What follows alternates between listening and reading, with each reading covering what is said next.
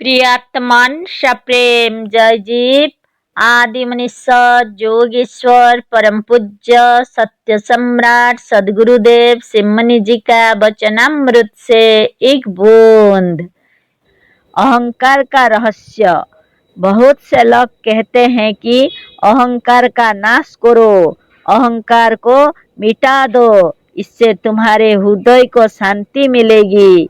पर लोग यह नहीं सोचते कि चेतन का अहंकार कैसे मिट सकता है। चेतन का सबसे बड़ा लक्षण उसमें अहंकार का होना ही है।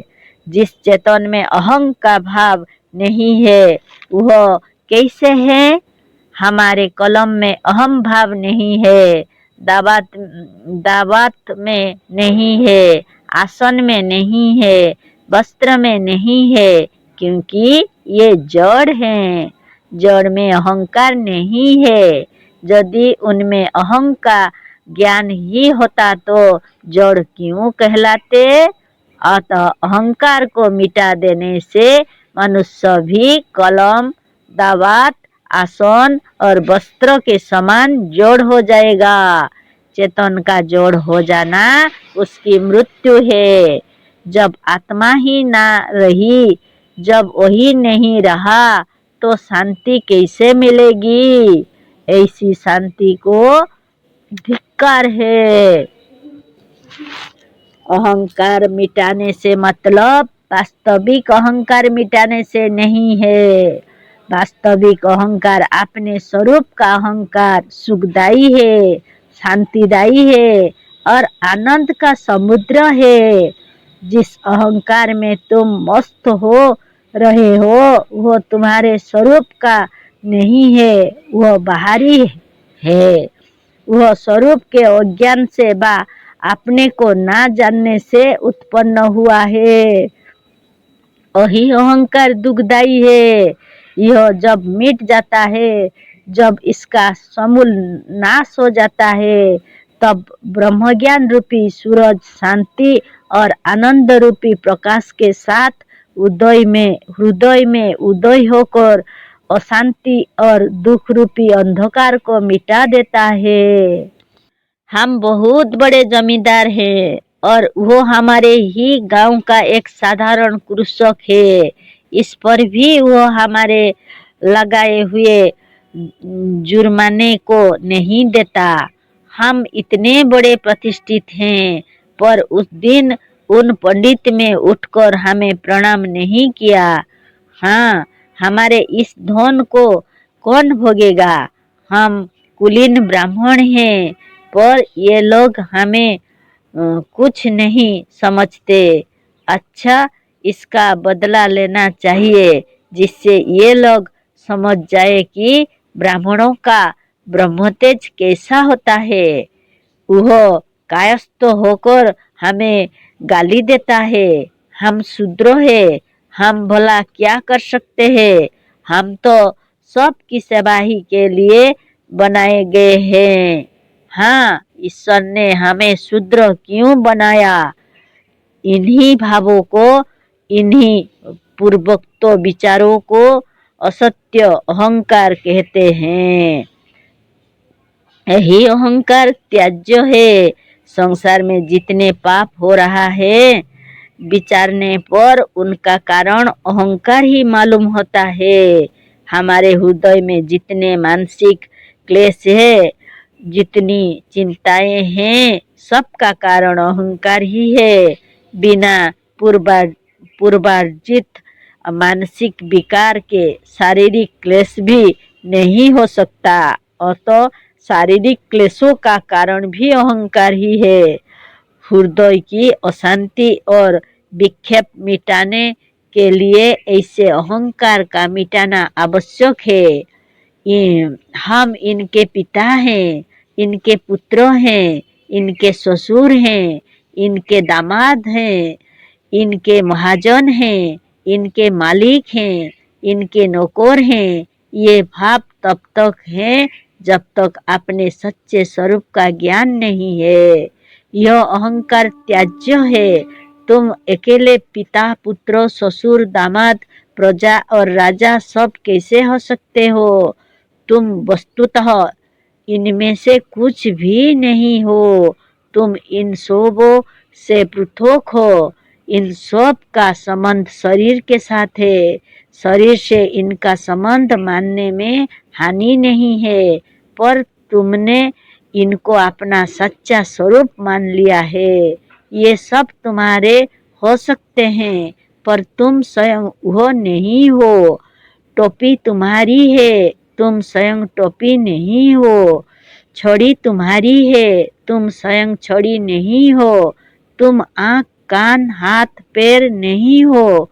शरीर तुम्हारा है, तुम केवल शरीर नहीं हो।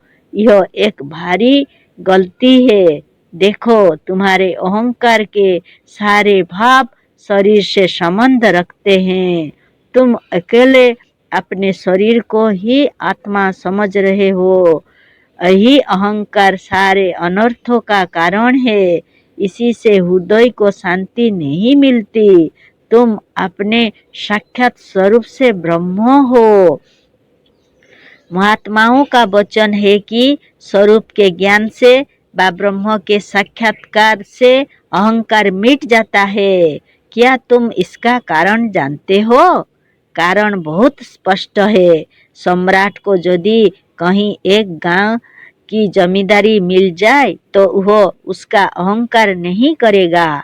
इसी तरह जब मनुष्य अपने स्वभाव व ब्रह्म का साक्षात्कार करता है तो अपने को ब्रह्म स्वरूप ही पाता है।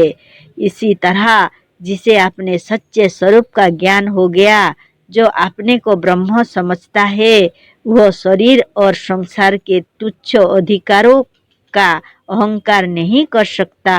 वह मनुष्य उस अवस्था को पहुंच जाता है जहां सांसारिक अहंकार विलीन हो जाते हैं।